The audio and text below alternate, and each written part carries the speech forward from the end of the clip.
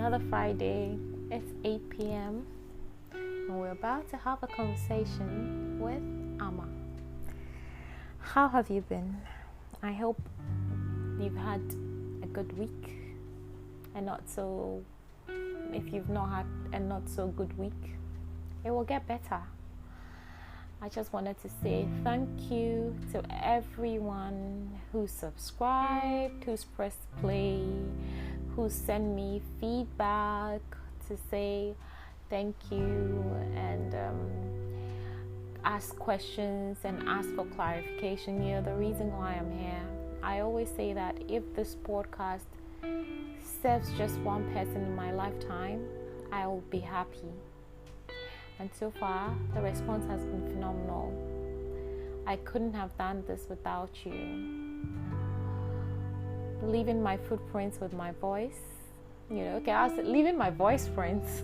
Actually, leaving my voice prints on the World Wide Web and sharing thoughts and conversations about different things that make me the essence of the woman that I am today. Abuse is important to me. That's why I speak to it. And so we will speak about other things. The fun will come along. This is season 1 and we're in episode 8. And we're almost at 800 listens. That's amazing. It's encouraging. It's also daunting to know that people have expectations of the podcast and the things they would like to hear. So I'm grateful to you and you. And today we're going to talk about the narcissist and you. So let's dig in. So when it comes to abuse, there are people, everyone is capable of being mean or cruel to someone. We all just decide not to make that choice because we care about the people that we're dealing with, be it in a friendship, in a relationship, at work, or even as siblings, right? Because when you really look at it, abuse is not just between husband and wife. Friends can abuse each other, bullying, lying, creating, confusion, doing all kinds of things. Siblings can bully each other, being mean, ganging up against each other, especially if they live in the environment and they see that it's the norm. So 2 siblings, 3 siblings can gang up against one and, create problems for that child. So we need to look out. And then even in the workspace, people will, you'll have a manipulative person, get into the trust of an empath or other people in the workplace and gang up against another empath without the others even realizing that they are being used as pawns or flying monkeys. Flying monkeys, that word always gets me, but we'll talk about flying monkeys. They deserve a whole episode on their own. We'll talk about flying monkeys in one of the episodes. And so today we're going to talk about the narcissist and you, because even though everyone is capable of abuse, the narcissist have a very defined and deep role in how they manipulate and treat their victims. Now, because of social media and the era of selfie taking and pictures and the idea that social media could be fickle, we reduce narcissism to vanity. There's a very huge difference of who a narcissist is and who a vain person is, or somebody who just posts photos once a while, right? Narcissism is not the narcissist. When I'm talking about abuse, it's not someone who posts selfies or photos of themselves or their daily lives or whatever. Everybody has a certain kind of self-love or narcissist in them. It's 50-50. Now, for the abusers, yes, is instead of sitting on the fence when it comes to how much of a value they place themselves, yes, is at 100 or even more. So that's where I am coming from. Now, when it comes to abuse, the narcissistic traits and things that we look out for is on a whole new level. Now, there's psychological, there's financial, there's sexual, there's emotional, and there's physical abuse, right? Now, all these things happen for some people. It's either covert, overt, or right in your face. But with a narcissist, their whole idea is they don't even want you to know that they are perpetrating such a cruelty on their victim. And that's why it gets dangerous, because they will do anything to look like they are the perfect partner, right? So we've talked about all types of abuse in the previous episodes. Now, that's exactly what they do, right? And we've underlined the effects. You find that people who have had the misfortune of dealing with a narcissist sometimes do not even realize the denigration of their person, because the perpetrator was charming, was manipulative, and a perfect poster card for of a supportive parent, partner, boss, or friend to the outside world or the public, right? So people who have experienced narcissistic abuse may suffer from mild to severe depression, anxiety, coupled with low self-esteem, and sometimes engage in self-destructive behavior, right? Now, 95% of people who've lived with an abusive parent or grew up in a high conflict home end up in the same kind of similar relationships or become the perpetrator, right? Like they feel like, especially when it comes to the male child, because they see it as a way to assert control and power, not understanding that asserting control and power is not being cruel. When you have it, you don't even need to assert it, right? I mean, okay, I don't want it to digress, but we'll talk about that also. When you have it, you don't need to assert it. It shows it comes naturally as a leader, right? So they get into similar situations. Now, they feel distraught and sometimes tend to blame themselves or attribute it to generational curses. Now, let me digress a bit with this word. Now, generational curses, that phrase has haunted me my entire Christian life, literally, because every time I read the Bible, I see the goodness of God, I see the grace of God, I see who He is as a merciful God, and the fact that we're a new creation in Christ Jesus, right? And we accept God, and He's made us whole. Right now, I was so excited when I saw a video of Apostle Pokunyina of the Church of Pentecost, debunking and explaining exactly how I feel about generational curses. It really excited me, and he mentioned that it's a false doctrine, and that this stems from Exodus, where God said that He will visit curses onto generations up until the fourth generation when they disobeyed Him. And He further expanded to say that God specifically states that I will visit it onto them that hate me. So once you become a child of God and you receive Jesus Christ as your Lord and personal Savior, and you surrender unto Him and you love Him, that curse is broken under the covenant of the cross. There's nothing like generational curses. Like, I was so excited, right? Because I feel as though abusers, narcissists or whoever, do not take responsibility for their actions. Because if, for instance, there's a family with an abusive father, the daughters go and marry an abusive man, the mother lives with it throughout the years, the sons become abusive, they say it's generational. But what we forget is that that family has lived their entire lives that way. So scientifically, there's a path that has been created in the minds of these people, and so they go ahead and live that exact same life because they do not know any better. Now, what that does, it what that does is that it keeps people from approaching and the abuse as it should be, right? As a human flaw and not as a spiritual issue, right? So, I was elated. So for me, I feel that the trauma bonds of these families get them psychologically drawn to similar situations, and that's just what it is. It goes on and on and on and on. But it can be dealt with if they seek the help that is required by doing the therapy.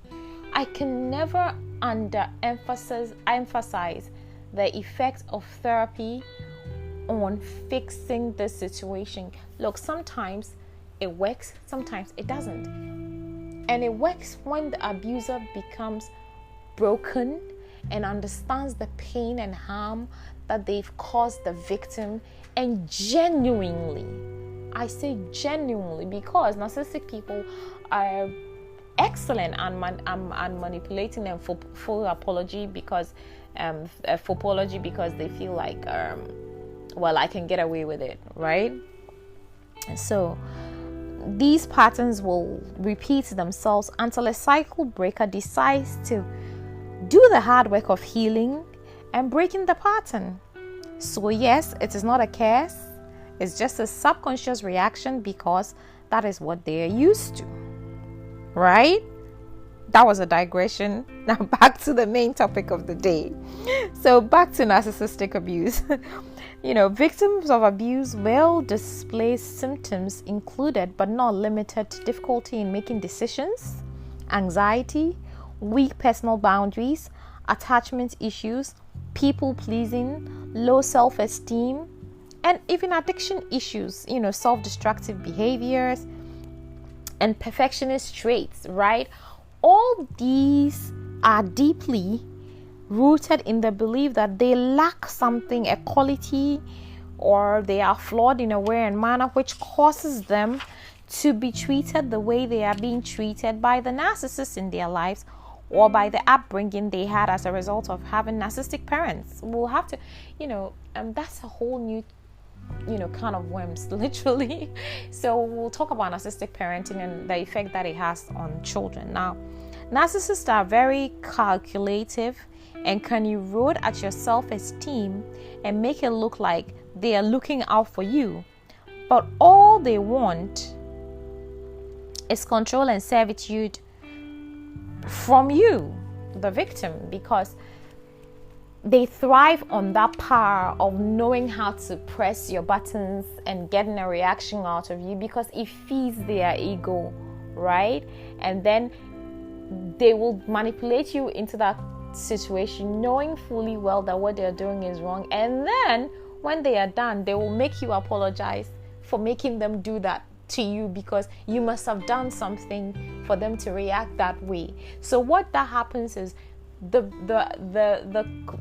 subconsciousness that there's something always wrong with you, or you are flawed in a certain way, causes you to continually just become a pale shadow of yourself, right? Because they keep on making you feel like, well, if you had acted this way, I wouldn't have done this way. Wait, if you had listened, I wouldn't have done this. Well, I told you not to do this again. I told you not to speak to this person again. I told you not to put your shoe here again. I told you not to step on this part of the car again. I told you not to scratch the car again. I told you to put your bag here again. I told you I don't want to see this book here. I told you I don't want to do this. So their interaction with you is always got to do with something you did or did not do. Right? It's always negative.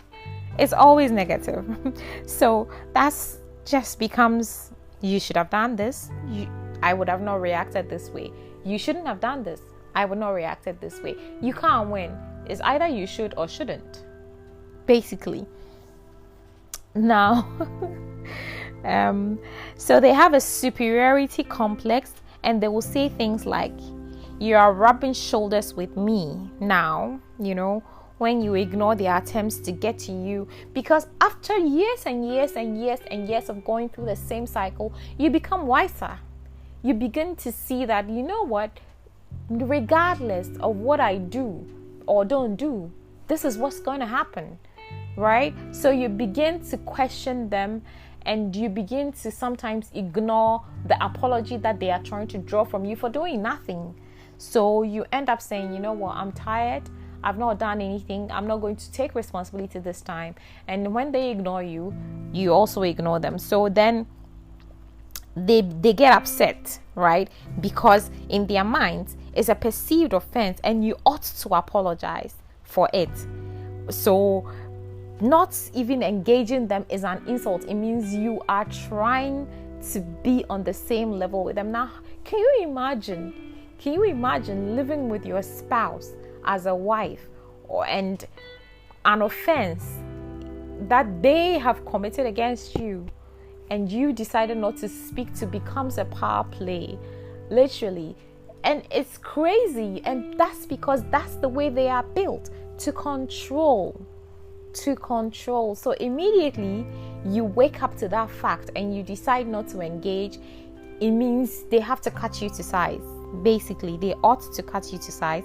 They realize that the seeming control that they have or feel is slipping, and you do not allow them to gaslight you anymore. So now they bear in mind that the narcissist thrives on the supply of the control they exert over the victim. So when the victim is miserable, hurt, pained, and desolate, they hold out and draw out the pain to teach the victim a lesson as a punishment for their infraction, as decided by the abuser. So the minute you take a stand on their behavior, they feel threatened because they see the control slipping. So they say things like, you think you have money now, you think you have friends, you must be sleeping around if you refuse intimacy as a result of abuse because they are infallible, So they will insult you, degenerate you, do whatever they want, and then ignore you pretty much the whole day, and then reach out for intimacy because you are their spouse. And when you say, you know what, I'm not in any way, shape, frame of mind able to engage at this particular time because I'm in a lot of pain and I'm hurt, why should you feel that way? I am ready to exert my marital, I don't want to use the word responsibility, my marital something that entitlement, that's the word I'm looking for, my marital entitlement, because you should not deny me your body, basically. So you ought to have intimacy with me. Well, you've ignored them, insulted them, broken them the entire day, or the day before, or the 3 days or 4 days, or how many ever days it suits you. And so they are not in that frame of mind, because you can't just switch on them like that. And they if you cared, you will realize that wasn't the right time. But no, it's all about your needs and what you want. So no will not be taken for an answer. If they insist, then it means they must be getting the supply of intimacy from somewhere, because Mr. or Miss High and Mighty is never flawed, is never wrong, is never responsible for anything, has to have needs met as and when they suit, as and when they need, as and when it suits them, and you should be ready to give it to them because that's who you are. That's why you are there. That's just basically what it is. Meet any need of theirs, regardless of whatever emotional or mental state that you are in, because you are there to serve their needs, right? There's no question of why are you feeling this way. Oh, I'm so sorry. I didn't realize what I did made you feel this way. So you know what? If you're not up to it, I apologize. When you're in a better frame of mind, let's talk about, did you want us to talk about it now, or should we wait till tomorrow, get some sleep? Nothing of the sort. It's not even a discussion, right? It's an order. Basically, it's an order, and that's just it. We're going with it because that's what I want at this moment, right? And when you say it's marital rape, they will say, what I'm your husband or wife or whatever. Because women also do this. They manipulate the men into the decision because they know how to press their buttons, right? And so it's a very difficult situation to put the victim who's already burdened. I mean, mind you, by the time they feel this way, it could have been years and years and years and years of abuse, right? So I'm not talking just about that one incident. It's a culmination of incidents which has led to this point, right? So, I mean, they are infallible. The issue is as a result of your insubordination or a refusal to listen to them. In their world, you're always wrong. They demand an explanation. You offer it. You're lying. Their version is the right one. Now, how do you ask me for an explanation and I give you, and you decide that you don't like the explanation that I'm giving you because it doesn't fit your agenda, right? It doesn't fit your vilification of me. So then you're not taking it. Whatever agenda that you have and whatever explanation that your mind tells you works for this particular moment is what you would want me to admit. Now, bear in mind, whatever they're accusing you of could be a total lie, could be a figment of their imagination, could be something they've made up, could be something they saw whilst even coming home or heard someone say, and they just project it on you. And they come and they put it on your head and they say, don't defend yourself. You know what? I'm not even hearing you what you're saying. This is what I'm saying you are. This is who I'm saying you are. And that's it. We're done. Case closed. I want you to change your behavior so that I will act right with you. And you're wondering, how is this even my fault?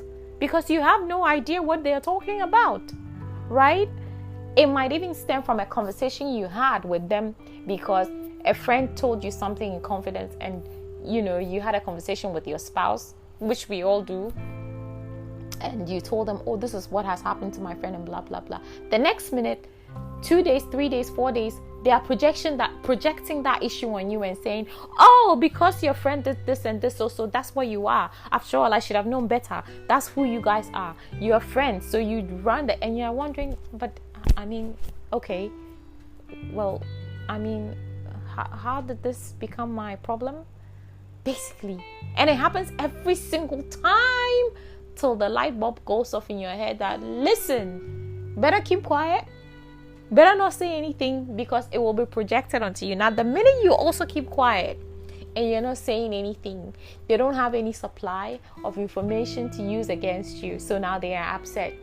Who are you having a conversation with? You think you found friends to talk to, so now you don't even say anything to me. By the time we settle down to have a conversation, you've had your fair share of conversations with people, so you don't want to say anything to me. Well, excuse me, the last but one time, 2, 3, 4, 5, 6, 7, 8, 9, 10, 11, 12 uncountable times I've had a conversation with you, you turned it on its head and it became a boulder around my neck. I couldn't even remove it, and now it's become part of the characteristics which you don't like in me when it's not even my problem. So what exactly do you want me to say to you? I'm wondering. Hello? Are you there? Silence. Meanwhile, they are not saying anything to you. So you always have to give them information. You always have to carry the conversation, because as you are having the conversations with them, they are looking for an opportunity to use those exact same conversations to get supply from you to feed their ego, right? Are you staying with me? Complicated, but that's just what it is. Complicated, but that's just what it is. Now, even in the event that of hurting you, they will deny it to the extent that you wonder that, okay, didn't this happen? You slapped me, I didn't slap you. You tried to strangle me, I didn't. Meanwhile, you're carrying the pain of the strangulation around your neck for weeks and weeks, 2 weeks, 3 weeks, 4 weeks. You feel the pain. You cannot even turn your neck to one side, and they're telling you, I didn't. I only held your neck. And you're wondering, is this pain imaginary? I'm feeling the pain. So you see, at that moment, they will not apologize for the strangulation. They will not apologize for slapping you. Or even if they do, they apologize the next minute, and the next minute they say, I didn't. Right? So it becomes tedious. It becomes wearying. It becomes a weary thing for you to carry, because it's so tiring. And at that material moment, you just disengage because you're so tired. Up until you realize that you're feeding their ego with the supply of your reaction, and you decide to engage, you'll be quiet at that moment. Another cycle or wave will come, and you'll just go under, and it just goes on and on and on, right? So you wonder, like, they say something, they vilify you, and when you call it out, they will turn around and say, me, I never said that. You're lying. Well, is someone else in the room with us? You didn't say that. Don't I know your voice? Like, you addressed me, you spoke to me, you looked me in the eye, and you told me that. I didn't say that. That's the narcissist for you. You will literally roll over and fall off your chair. And once they say they didn't say that, no matter what you do, they didn't say that. So, I mean, they would even go to the extent of erasing evidence from their phones or yours, or gaslight you if they texted you and they realize that you make mention of it, that, oh, you texted me and you did this and this. The next minute they're on your phone and they are erasing the evidence, because they do not want anyone else but you to see them in that light. Because as far as they're concerned, for you, the mask is off, right? So you know them, you know that side of them. But for anyone else, they need to make sure that they're keeping that facade. So the essence of erasing that information from your phone is not because they're sorry they said that, but it's because you cannot show it to anyone else. Do you get what I mean? Anyone else cannot see them with that mask off. It has to be on all the time. So they'll gaslight you into oblivion. You will literally be wondering what on earth just happened. Deflection. They will deflect to the issue at hand. You slapped me. Oh, I didn't. If you had not sent a message to so and so 3 weeks ago, and I told you not to talk to so and so, and you did, why did you even tell your parents about it, or your mom? Your sister saw me and looked at me in a certain way. You must have said something. So and so mentioned something about abuse. You must have said something. And you're wondering, but that's not the issue I raised. We're talking about your treatment of me and how it's breaking me down. Well, no. We're not going to talk about that. What we need to talk about is why so and so sent you a movie that has abuse in it, because you must have said something.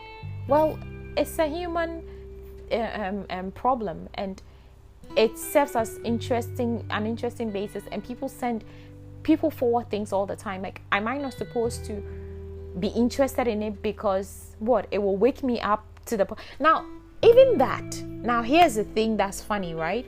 The abuser is telling you, I'm not abusing you, it's a figment of your imagination. But on the other hand, they are upset that you're watching something that educates you on abuse. Someone has sent you something that educates you on abuse. Well, they don't want you to wake up. In their minds, you're so foolish that you don't know what's going on. They pull the wool over your eyes. They have control over you. So the minute you see that thing, it means you're waking up. So you know what? You're not making these decisions on your own. Somebody is influencing you. They assume the empath cannot think, cannot reason, doesn't feel the pain, doesn't understand what's going on, has no knowledge of the fact that they are being treated cruelly, meanly, despicably,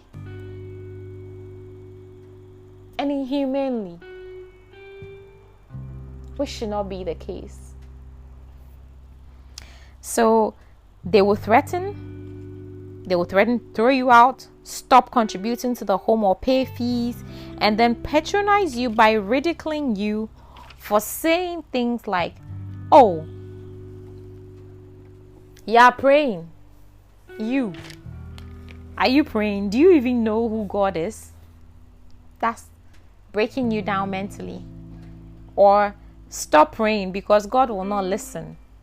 Wicked person. Or they come and find you watching TV. Oh, that's where you learn those stupid things from, right? If, for instance, somebody is being abused and the victim learns to speak up for themselves, the next minute that they are doing something, you speak, oh, you were watching that foolish TV. That is TV. You think you are come to learn? I will teach you a lesson today. Like even the mundane things. Or you're in a car and they are talking about how a spouse should treat their spouse, male or husband or wife, and the issue speaks to something that is, pertains in your marriage. Instead of them to listen, that's when you know that they want to make the effort, or that it's deliberate. They quickly change the channel. They quickly change the radio station. They flip the dial, or they change the channel of the TV because it will make you wake up, and because not to get into their heads, you just keep quiet, because that the minute you speak up, it's going to turn into a whole different ball game, right? So, and now the narcissist is about power and control. So every issue you raise will be denied, invalidated, and you will be blamed, regardless, for a certain behavior or statement, which is usually perceived because the things that they are doing or saying to you are unreasonable, they are lies, and they know. But they need to paint you in that certain light to be able to still go ahead and do the things that they are doing to you. Because without those things and reasons that they are putting on you, why are they doing what they do? They can't justify it. It's not justifiable. So for it to fit what they're doing, they need to justify it by creating a persona for you, right? Now, they will attack your reputation, knowing fully well you'll be offended, so they can create a narrative of instability for you in the eyes of family, friends, a counselor, the pastors, the family courts, if the issue has gone to the courts. Now, when they feel threatened, they would fly into a rage because they cannot accept the truth of the situation they themselves have created. They are careful to show the rage to just the victim, whilst playing the victim in the eyes of everyone else. So the perpetrator will treat you in a cruel manner to teach you a lesson, ignoring you, which in itself is abuse. The silent treatment is abuse because it heightens your anxiety and depression, and you're wondering, and you become, what's going on, because something is about to happen, right? So withholding affection, withholding cash provisions, if they are providers, because as far as their mind tells them you deserve to be punished, that's the relationship that they have with you, one of servitude, punishment. It's like a slavery, a modern version of it. You deserve to be punished. So they are so cruel that they will deliberately provoke, antagonize you with your deepest wounds, because they know how to antagonize you. They know the things that they say that hurt you. So when they push your buttons and everything else is not working, then they go back to the biggest wound that they have created, and then they gush it open just to elicit some response from you. That's how mean they can be. And then when they finish doing that, they will stonewall you by skirting around the issues and taking your ability to have access to witnesses away from you. In that instance, they are stonewalling you, so you are trying to have a conversation with them, and they will take your phone away so you can't record or call someone to be a witness, because that's blowing their cover, right? They will have a smear campaign. Be ready. If you are dealing with a narcissist and you decide that, I'm tired, I am broken, I'm hurt, I'm pained, I can't hold on anymore, and I need some space to breathe. Because you see, what people don't understand is you're in an environment that's causing you pain, that's causing you trauma, and they want you to heal in that same. I mean, who heals in an environment that has caused them distress? Who does? I don't know anyone who's been able to heal in an environment that has caused them pain. Even for plants, when you have a plant that's not thriving, right? You change the environment by either adding fertilizer, getting rainwater, something external comes in to fix it, right? But in this case, people expect that you'll stay in that same environment when a room or an incident in that same environment has triggered your pain and anxiety. How does that even work, right? You're having nightmares. People don't even understand that trauma causes you to have nightmares. You cry, not even loudly, but quietly, because you're in so much pain and no one can hear you. So the tears come from deep within. It's an ache, that you feel, the burden of it. And you just break down in tears because you don't want your partner to even see, because they are even going to make it worse, or you don't want your children to see because you don't want to break down in front of them. You want to seem like an in control person, right? So they will discredit you, spread false information about you, sow doubts in people's minds to discredit you, control further and isolate you, and once again make it seem like you are the problem. So they go and say things, and meanwhile they are telling these same people that they're denigrating you to that, can you tell him or her to come back? Does it even make sense? Now, if you've ever had an encounter with an abuser and they've spoken despicably about their partner, and then when they finish they say, can you get them to come back? Does it make sense to you? Accusing them of maybe adultery or mean things, or insinuating adultery, or saying they are mean or they are this or that, and then they turn around and say, can you get them to come back? Does it correlate? If they are such terrible human beings, why do they want them back in their space? That's the question that you ought to ask when an abuser is having a smear campaign against a victim. You have to ask questions. Don't just accept anything that they tell you hook, line, and sinker, right? Hovering. They will hover. If they feel like they can manipulate you to come back, or have a need for you, a reason that they need to hold on to you, they would love to bomb you with professions of love, promises of I won't do it again, I didn't know what I was doing, and they are in a better emotional place without even going for counseling, refusing to go for counseling or therapy or anything. Now, mind you, when I say counseling, I do not mean marriage counseling. No, in this case, the narcissist abuser needs to see a therapist. I don't mean any therapist. There are therapists for narcissist personality disorder who can help them and draw their attention to the point. So it's not just any therapist, right? Because what happens is they will manipulate the therapist into thinking that everything is working and still go back and do the same things again.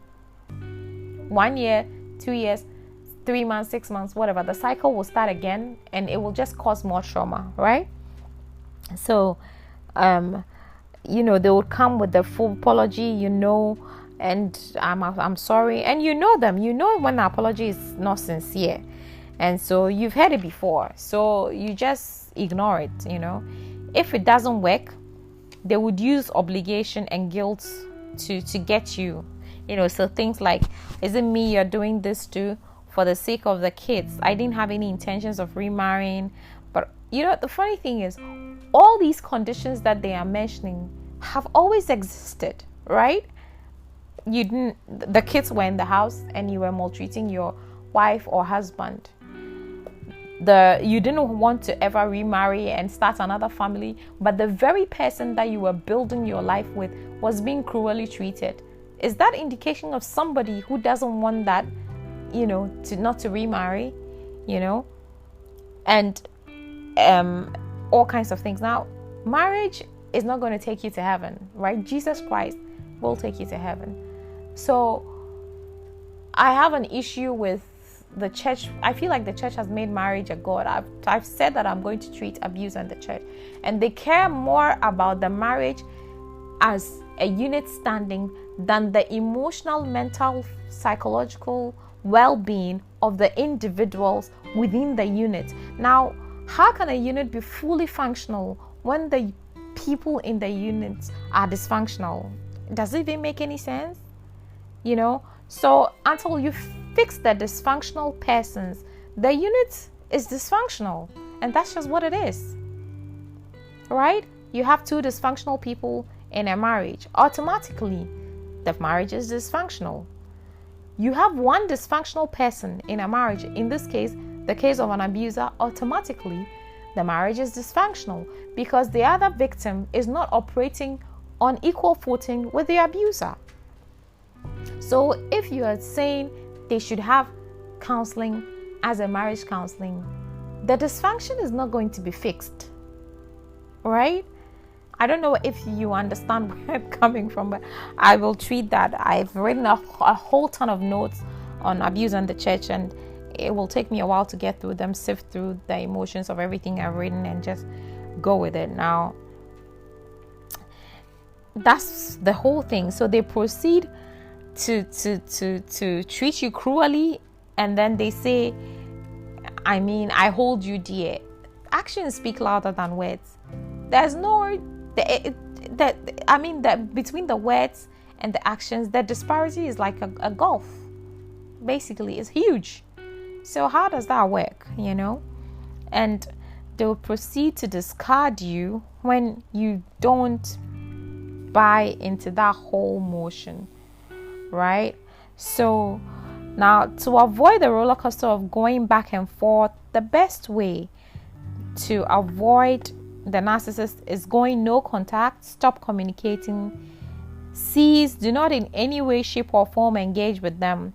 This will help you and your internal chemistry and the cortisol levels to return to a balanced level. Now, we'll talk about the signs of abuse and what this does to our bodies. It's also a whole subject on its own. Now, if no contact is not possible as a result of the fact that you have children between you, or there's a way that you need to have a conversation, resist the urge to engage when they come for you. Do not argue or give them any form of supply. Learn to recognize the triggers they use to get to you, and do not let them bait you. It's hard, trust me, it's hard, because initially you are used to just feeding them the supply, but it's doable. You just need to learn to breathe and just go through the paces. It's something that I do for my clients who go through the narcissistic abuse recovery program with me. And when they do that, you need to learn when the triggers are coming and decide that if it's not serving me or my peace of mind, I am not engaging. But that because what they want to do is to destabilize your peace of mind. So don't engage, right? Don't give up if you fall for it. Just pick yourself up, get back to it, and keep detaching. The most important thing to do is to focus on you. Focusing on them will get you to hold spaces of supply for them with your emotion. And that's all they want. That's all they want. What you do for them and what they can take from you. And that's just what it is. So my darling, lean into yourself, catch a break, learn to be kind once again to your body, soul and spirit, because it's gone through the cruelty, the unkindness, and it's broken and hurt, right? Now the body remembers, the body remembers trauma. So you'll find that at certain times when there's a trigger on TV or you hear a story, your body feels that way because they know that pain, right? And so the body holds trauma. So that's why you can identify and empathize with people who are going through certain kinds of pain. So I will say to you, be kind to yourself. You are worthy. Love your soul because it is beautiful. And remember that exhale the toxic and inhale the kindness. You are so worthy. As always, I'm thankful for you. I'm glad that you stuck around with me and listening to me, listen to my conversation, and learned a little wee bit about the narcissistic personality. And then, as always, I leave you with these words. Thank you for sticking with me. Remember to be kind to yourself. Exhale the toxic, and inhale the kindness. You do deserve it. I love you. Thank you for having me. As always, it's me, Amma, Emefa, Doris, Tinka, Emmy, and whichever one you call me by. I appreciate you immensely and thank you for stopping by. Do remember to subscribe, leave a review, and give me feedback. I would love to hear from you. Thank you.